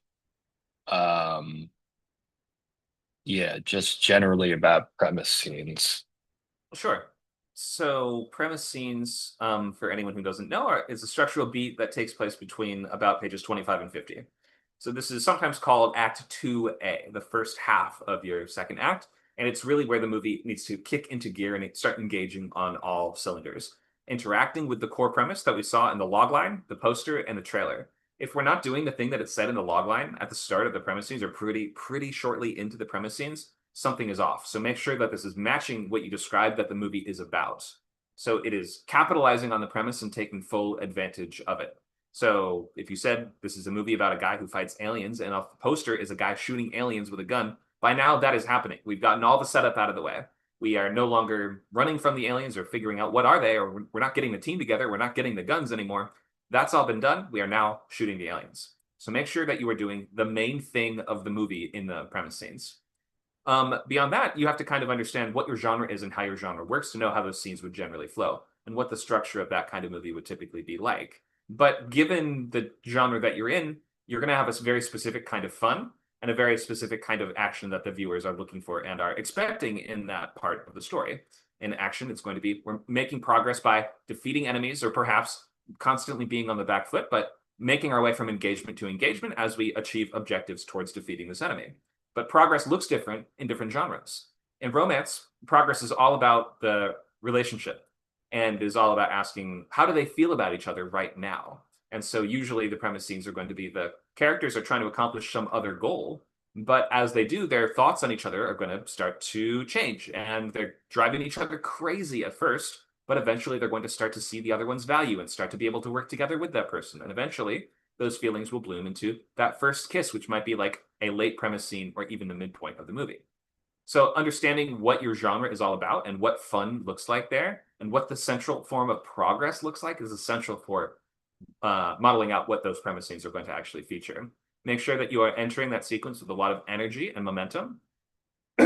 So your break into two is all about your character makes a step and makes a choice. It's not something that happens to them. It's them making that definitive step over a threshold into now being the one that is driving the story forward and taking action. So make sure that your protagonist is the one that is making plans and implementing them in the premise scenes. It's not other characters telling them what to do and having them just be pushed around by the plot, except in certain very specific genres.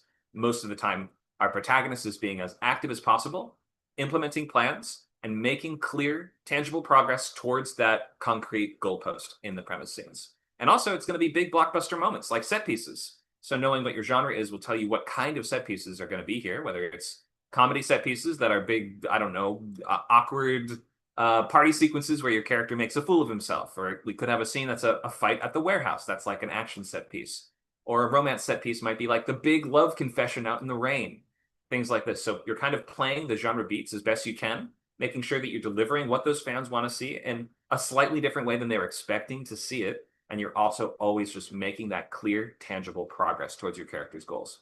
That's what you're doing with premise scenes. All right, thank you. Can you also explain a little bit more about break into two and break into three? Like Sure. what exactly should be happening? Sure. So break into two is the transition from the first act into the second act. So moving from triangle locks into premise scenes. And it's really both of these act breaks are incredibly important hinge points in your story in terms of propulsion, momentum, and your character's arc.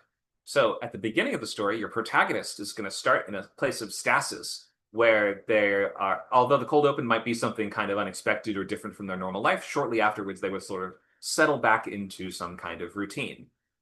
Whether that is a routine that's new to them or is old to them, either way. Like you could do a first act about a character that's in prison. They first get to prison, they're not used to it, but this is their new sort of normal. We see what the everyday here is kind of now like.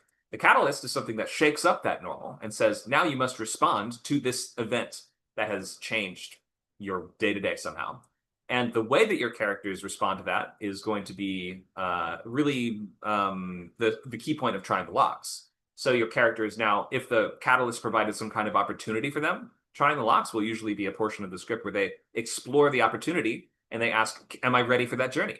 Or maybe they rush into that journey and now they're already on it, but they're starting to realize, oh God, I should not have rushed into this. Or maybe they have to gather a team beforehand. Something like that, which is going to lead them up to the edge of that journey and really committing to it. And the break into two is going to be that step where they take that commitment. So if your catalyst provides a threat to your character, because every catalyst is going to be either an opportunity or a threat, meaning it's going to be providing a situation your character needs to respond to either way. They need to either take advantage of the opportunity or avoid the threat, meaning get someone else to deal with it, meaning we try the obvious stuff, meaning we try to shove the problem under the rug and ignore it and turn away from it, see if it just goes away on its own.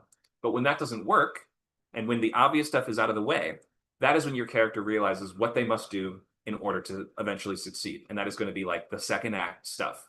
That's the central plot or course of action for the movie. And that's going to be following their central line of desire in terms of whatever it is that you set them up as caring about or wanting in the first act. In order to really get it, trying the locks is showing them that the normal stuff is not going to work. You're going to have to take extraordinary measures to solve this problem. And the break into two is all about that exact moment where they accept and they undertake those extraordinary measures. They begin to undertake them. Usually we're also looking for some kind of visual indicator that they've taken that step. That might be your character opens a door or literally steps across a threshold or puts a key in a lock and turns it, or they answer a phone, or they do something that just shows they have committed to that new course of action. And from here, there is no turning back. Okay, before I go into break into three, any questions on break into two? No, that makes it clear. Okay, so break into three. In some ways, the structure has all these parallels and mirrors. Trying the locks, for instance, is sort of paralleled by the pit of despair, or sometimes called the dark night of the soul after the all is lost moment, both of which ask the same question of how can your character continue to live in this world? So in terms of trying the locks, it's sort of saying, well, after the catalyst has happened, how can you continue to live in the normal world? And in the latter half of the story, all is lost says the worst possible thing has just happened. Can you continue to live in that world? And your character, now that they've lost what they were initially fighting for, or they've lost the person that was closest to them, or they've lost perhaps the one thing that they thought they would need to win, then now we ask, what do you do now? Do you go back home? Do you give up? Do you just die? Do you have the strength to continue? Now that you've lost those tools and those things that you thought you needed, what's next for you? How do you possibly persist? And the break into three is the answer to that question. It's the reason that your character discovers when they dig down deep and ask, why am I doing this in the first place? Or maybe, what did I discover was the reason I was doing this along the way? If my initial goals were faulty or based on false pretenses, or they were wrong somehow, then I've now recalibrated that and I figured out what I really need to be doing. And I've essentially discerned the difference between what I want and what I need. So maybe this is a point where your character realizes, I've been so selfish, I've been so stupid. I need to approach the problem like this. And then they, for the finale, we're going to watch them now do something that only a person who's not selfish could do. So the finale is all about showing your work, whereas the break into three is about your character making that concrete choice towards solving the central conflict of the story in one last big swing attempt. So they're now going to utilize the tools and the discoveries that they have made along the way, and they're going to say, they've had this "why have you forsaken me" kind of moment where they have shouted to the heavens that they're at the end of their rope, and then once they have dug down deep, they will find those tools or discoveries that they will need to succeed. And often that will be linked intrinsically with your dramatic argument. You're sort of saying, well, in order to be an effective leader, you have to let other people take the center stage sometimes. And only by doing that can your character win. And that becomes sort of the argument of your movie. That becomes the central theme. So break into three is linked both to finale in that it sets up the character discovery that you then have to prove in the finale. So once they say, I've been so blank, now we need to see them show that they are no longer that thing, or they have gained some new skill or tool in that finale. And it's also going to be that point where your character just comes up with one final plan to deal with the problem. One last desperate attempt to resolving the conflict before the movie's done. Okay, questions about break into three? No, that's helpful. Thank you. Sure, no problem. Any other structure questions that you guys want to ask?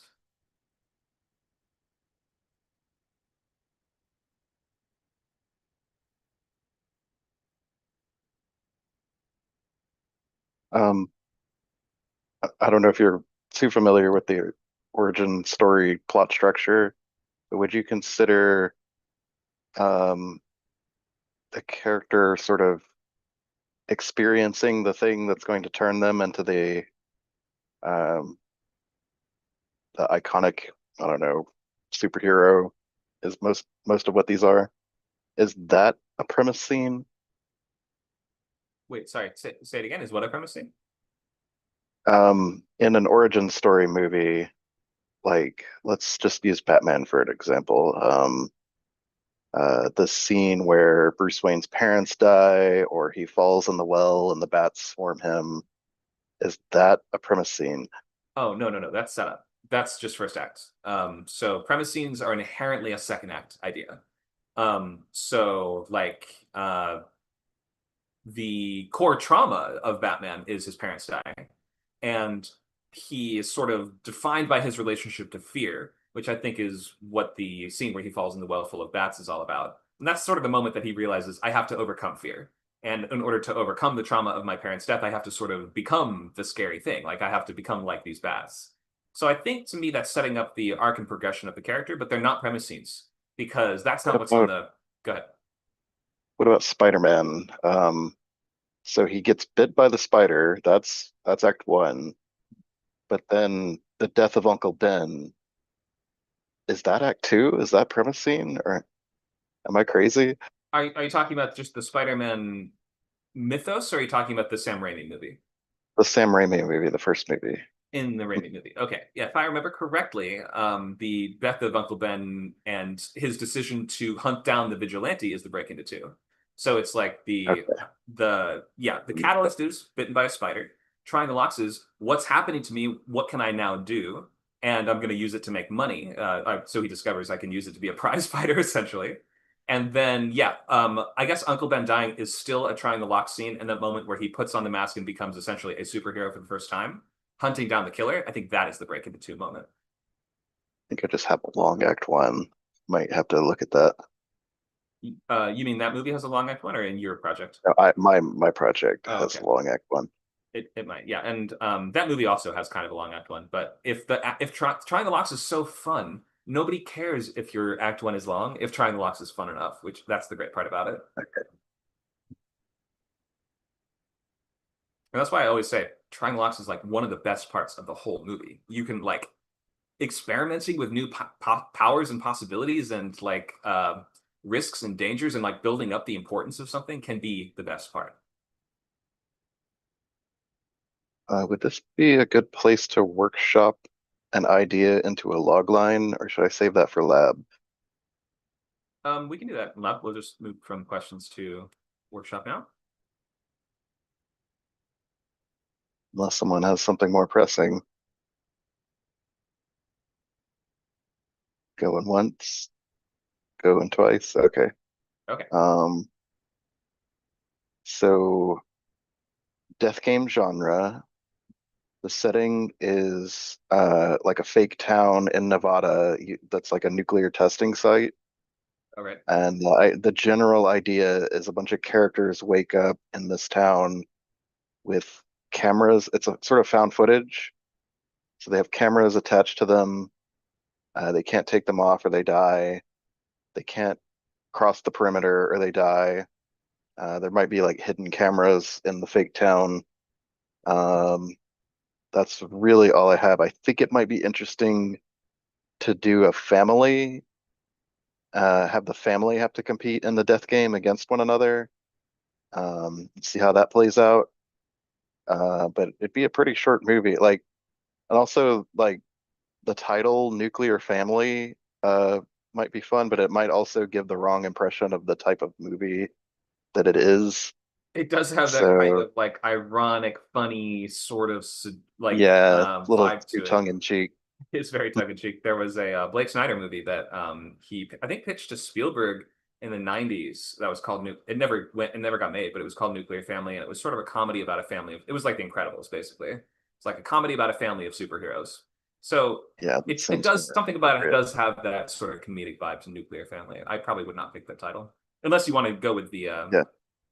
Well, I want to go humorous with that as tone. sort of like the theme, but I think it needs a better title for sure. Um, So how many people and are you're in? maybe, Okay. yeah, and that's a good question. How many people? Like, do we want one family? Do we want multiple families? Yeah. Um, Like, if are we it's doing? one family, the most people we could have is maybe like mom, dad, grandpa, and like 4 kids max, something like that. That's what, 7 characters in Right. the death game. It's pretty low number for these kinds of this kind of genre. Yeah, I mean, Um, we can go anywhere from like Apex Legends, where we're like we have like I don't know how many people are in an Apex game, a ton of different battle royale competitors, or you can do the version that it's like there's 3 people in the town and they have to all fight each other. Or I guess the rules are usually that you have a limited time to kill somebody else, or often there will be some kind of other objective that you have to accomplish, like something to well, collect. What do you think? pros with more characters is that we get to figure out the rules on our own by watching people die, and that's kind of a good genre promise. Um, pros with, or I guess it's not necessarily a pro, it's more neutral, but with fewer characters, we'd have to have the scene where the rules are explained. Mhm. Um, and then it's up to them to either follow them or try to work around them or that kind of thing. Right. Yeah, the Saw 2 I think is sort of like this in a way where we have a bunch of strangers thrown together with they're all poisoned instead of the collars, but they're trying to get the antidotes. So it kind of helps to have an objective that is like linked to freeing them in some sort of way. Otherwise, it doesn't like the characters might themselves even have a hard time believing they'll be let go when the whole thing is done. Right. And in your version, And are they fighting each other, or are they fighting zombies or monsters, or what exactly is each the other. each other? Okay. And so have you thought of how Or the they're rules not work? necessarily fighting each other, but the rule, it'll be like a thing where, every X amount of time somebody has to die and they kind of get to choose. Maybe that's a way to do it because death games don't necessarily have to be a competition. Yeah, I It's mean just a game with rules. they get really sad when it's just like the what is it? Yeah. Ganbu episode is like the most brutal episode of Squid Game. It's barely a game. The rules are a really key aspect of this kind of genre, so I would develop that next and think of, for instance, of course, I guess the biggest question is how many participants, because death game genre usually Maybe has a lot of participants. usually. That's why I'm thinking more than one family, maybe. Sure. Um, and it could be sort of like our family against their family Yeah. kind of movie. But I like the idea of just a family itself. I guess that could be Act Three. Like we've killed all the other families, and now we have to kill each other. You could go there. Um, Yep. That would make a nice structural progression. Or you could do we're at a family reunion that gets all gassed and kidnapped or something, and so it's our extended family that oh, we're maybe. fighting against. I don't know. Is there some logic behind that, maybe? Uh, let's try to figure out who would be doing this and why. That might better answer like what the rules of the game are, like how many Sure. people are competing. Good point. Um, Okay. First thing that so jump is the easy this one just that oh go ahead. jump? Yeah, give me your first Okay. easy For one. easy one that comes to mind is like Hills Have Eyes sort of thing where like your family would develop you're like Oppenheimer's descendants or something like that. You are directly responsible for these nuclear tests that devastated local communities or like caused untold damage to the world, and therefore I'm punishing you for your role in the development of weapons of mass destruction. Okay. So the guy would, I guess, like the dad would be working for the Defense Department or excuse me, the Department of War. Right. Um, God. Um, let's so yeah, I don't really like that direction. Okay. Let me just let's just weigh the pros and cons. So if we have, could it just be one guy? Is this a jigsaw? Is this a group of people like doing some kind of experiment? Or are they just doing this for fun? It's a lot for one guy to do. It Like seems like a lot for one it's a guy. lot of work for one dude to do, especially since it's a whole town. Like you might imagine Saw 2 is like Jigsaw controls this central location. It's like it's one structure. But when Yeah. it comes to the open air world, then it just is like it becomes so logistically challenging. So I would say logistically, it has to be more than one. I mean it's a movie so you can do what you want, but I would probably say a small group, yeah. So it feels kind of like a cop out, but it might work.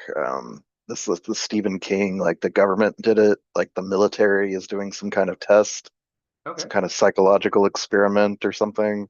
Not bad. Yeah, Um, that's like The Long Walk or like even Battle Royale is a government program, I believe. yeah, Yeah, could work. Or you could do shadowy secret organization like Stranger Things has some sort of, or like MK Ultra kind of stuff, where it may not be like the government doing it, but it's some sort of corporation responsible. Or I think Belko Experiment, like we mentioned in the chat, is also sort of like that. corporation. How could they make money off of this? Like, what could they learn to use to make money or make a product or create some Well, kind of maybe the pickup psychological? maybe the weapons that they're picking up are weapons that are they're experimental weapons. They're testing them for the first time. So you don't know whether you're going to get like a box with a frying pan, a knife, or like an M16 with a laser sight. And like, I don't know, that could be one Kind of approach. interesting. Yeah, like competing corporations. Yeah. That's part of the nuclear family theme, like is just being a consumer and buying all these, you know, kitchen gadgets and whatever. Maybe they're testing weapons. Oh yeah, yeah. Maybe they don't have to be guns. I mean, some of them, if you had a gun company in there, some of them could like the good drops would be the guns, but you could have other companies in there too. Like you have the knife company that wants to try like test out all their different blades. You've got like And that the means they would have to kill each other rather than just have some rule that kills people arbitrarily. yeah, I suppose so. So that would be a rule like if you kill somebody within 24 hours, then you get like a green light on your collar, and if you have a green light, then it doesn't explode at the end of the day or something. And there'd be like a purge per day of like everyone who hasn't killed someone or something like that. That could work. Um, okay, yeah, so like maybe the rule is someone has to die every day for the rest of you to live. Yeah. Or else Could be they that all explode. simple. Yeah. Sometimes they have some Okay. kill switch thing that's like you all will die unless you abide by this. Squid Game does that basically, doesn't it? Yeah, and that gives some opportunities for people to self-sacrifice or for someone to go on a rampage and just kill all the people he doesn't like and this kind of thing. Okay, this Sure. could work. And Yeah, then he may become the target for the next round. sure. You can add additional rules if you want. Like some battle royale type storylines will feature like a hunted of the day. It's like, oh, you have to kill that specific person by the end of the day. Or you could have like a bounty or point system where every person you kill gives you a certain amount of money or points that get tracked, and you have to keep your score above a certain threshold or something like that. You can even do the video game style rules of different weapons equal different reward types.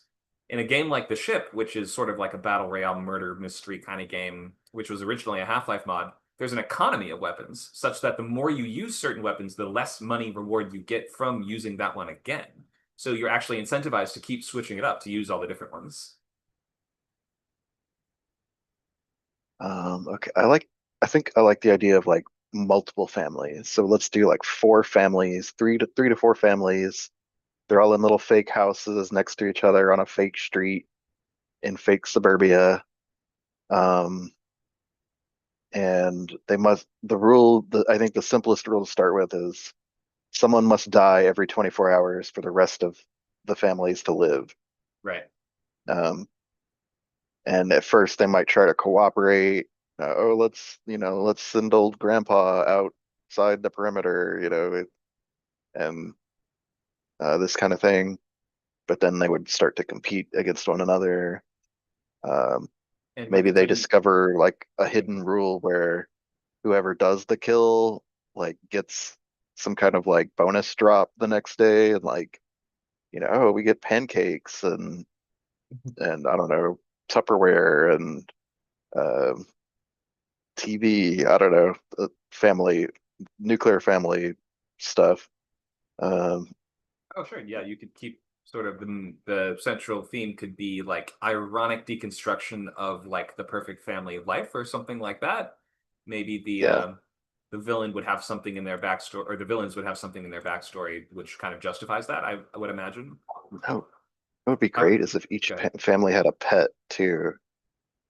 Like maybe they're not part of a game. How would that even work? Like you have a dog, you have a cat, you have like a bird, You mean they trying to find and one by the game, or they brought one of their own?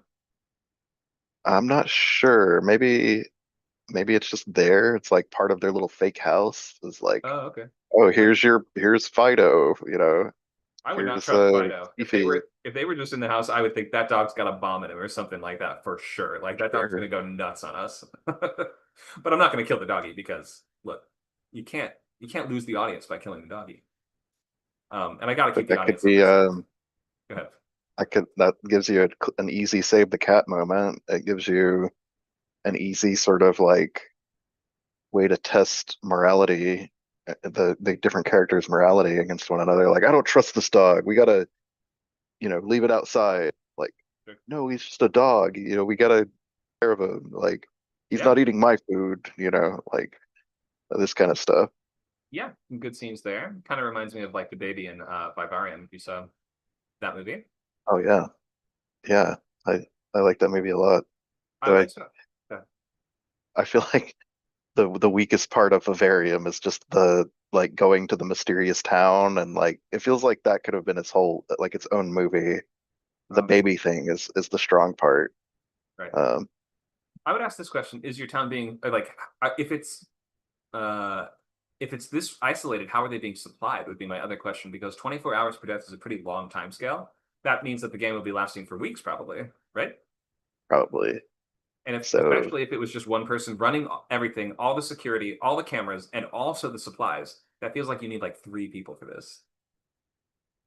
oh, at least probably a team. I'm thinking we have like drone deliveries or something. We have like a big box of food just appears at or like just your daily supplies basically appear at your doorstep every morning Mhm. via some kind of delivery. They could be dropped in on parachutes. They could be, I don't know, delivered by uh I mean, obviously they would try to tamper with the drone especially if it's like a ground-based delivery drone. Oh, sure. Um, Try to hijack it or write a message on it or something like that. I'm sure they try it all. I'm not sure. You can't just have it rise out of some kind of like hidden tunnel because then they try to break into the tunnel. Or I guess Yeah, maybe you could. That could be part of it. Could be right. like how would they're planning to escape, like through the delivery tunnel. Um, Right. Which itself might be a trap also. Like any number of anything can be a trap in a death game, right? sure. Uh, I think it's starting to come together more as a concept. We just got to figure out who our protagonist is for the log line, I guess. Maybe the dad, because the dad is like the linchpin of the nuclear family. Um, Makes sense. like a dad. Yeah, I would develop more into just like the villains, the motivation, and the whole like nuclear family idea. It sounds like if you have trapped people in a town that was used for as like a model for nuclear testing, then this is going to revolve around radiation or responsibility around management of radiation and weapons of mass destruction in some kind of way. Is that how you see it as well? Sure.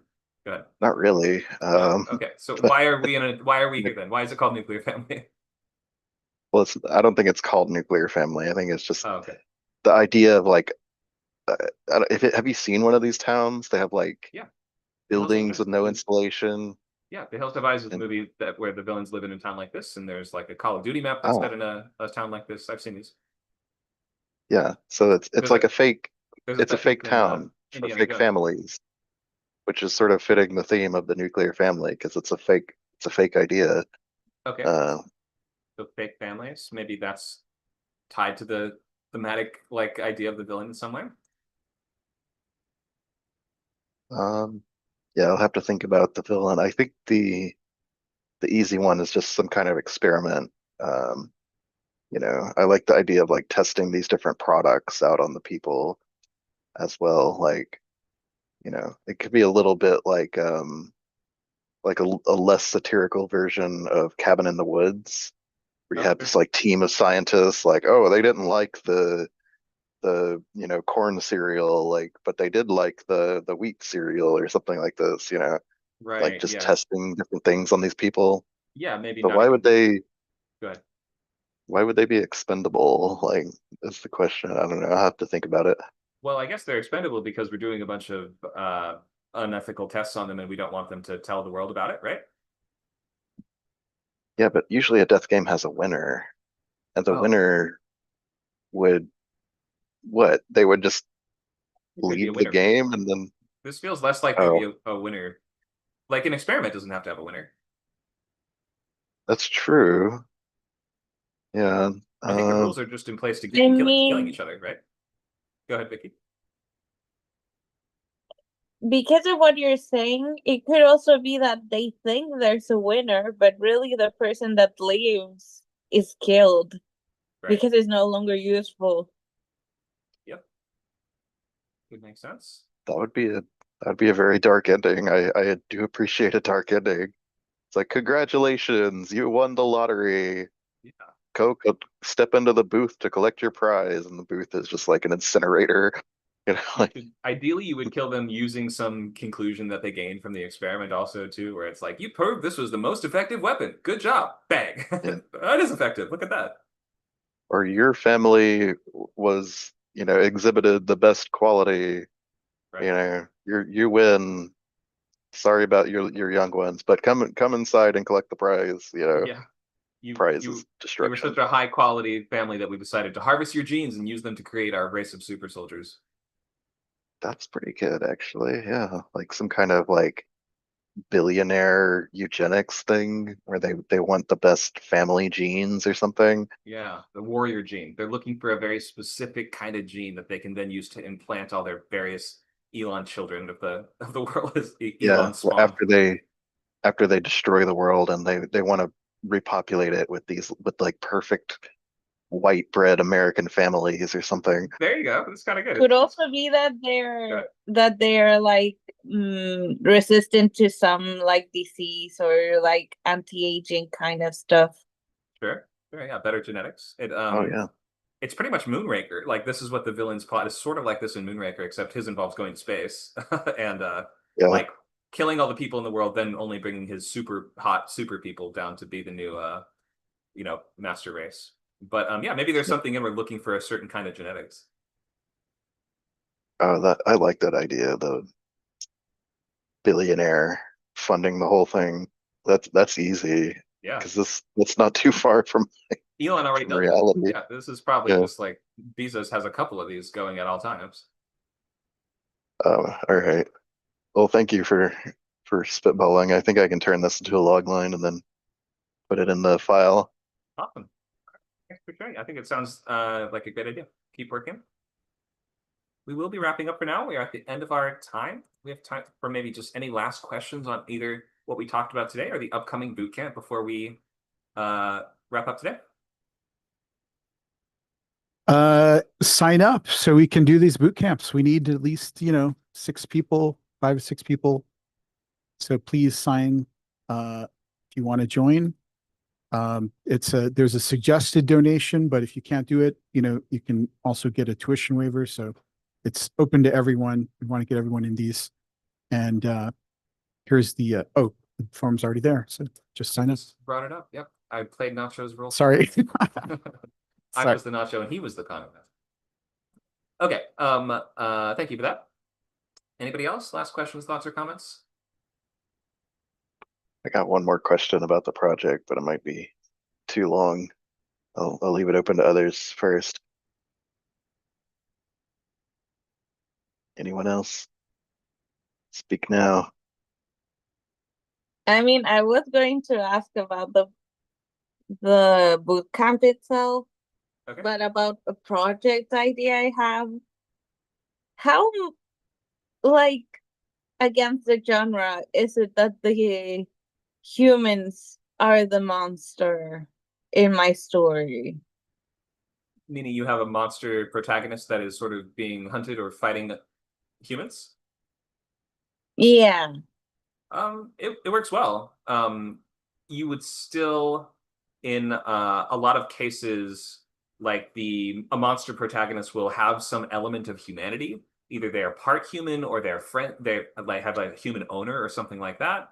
And there's a sort of subgenre called like My Pet Monster, where you have a human character that might be paired up with a monster kind of character, like Shape of Water is sort of